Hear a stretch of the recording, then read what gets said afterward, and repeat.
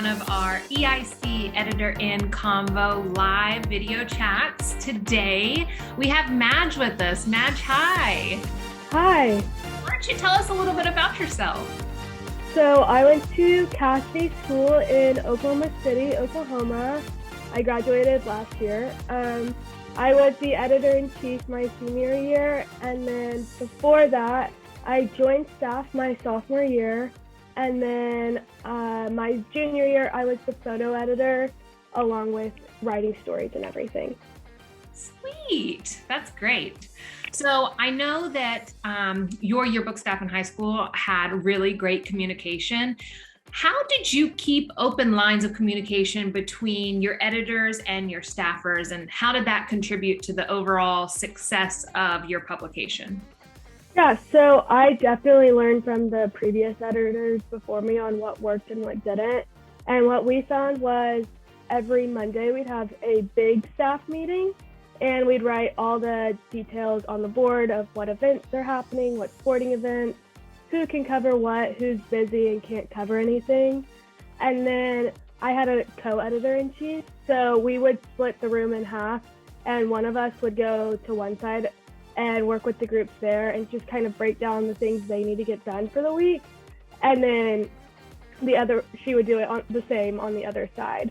And that worked really well on Mondays. But then we also had like group chats like with each individual team, which definitely helped hey, check in and say, hey, what do you need from my side? How can I help you get this done for this deadline?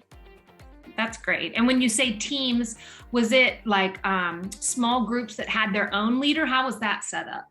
Yeah, so our staff was really small in comparison to most staff. We had 13 people, 4 of which were returners, and 2 of us were editors. So we had a bunch of new kids. So we really broke it into two main groups, and then there were 3 subgroups, and we had 1 leader per each subgroup, and then so they would divide all the tasks into groups for each person to complete.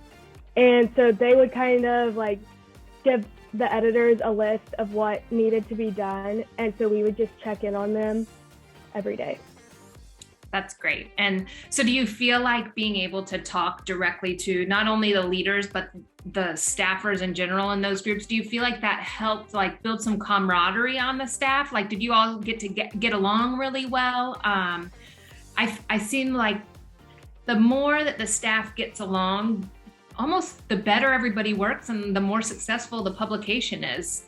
Do you feel like it's that way with you?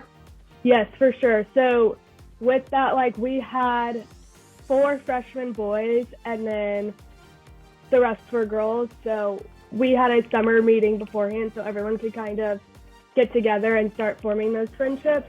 Because definitely something I've learned is if you don't have friends in your group and as a team, something's always going to go wrong. So building those connections prior to actually making spreads and producing content is super important.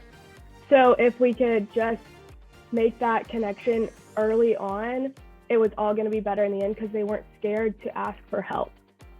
Yeah, I think that's a great tip. I love that y'all did something over the summer ahead of time so they could get to know each other, build those friendships, have a good solid foundation before you even start opening spreads and working on the book.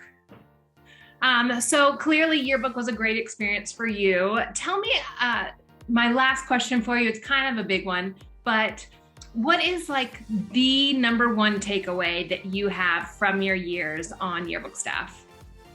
Definitely how to time manage.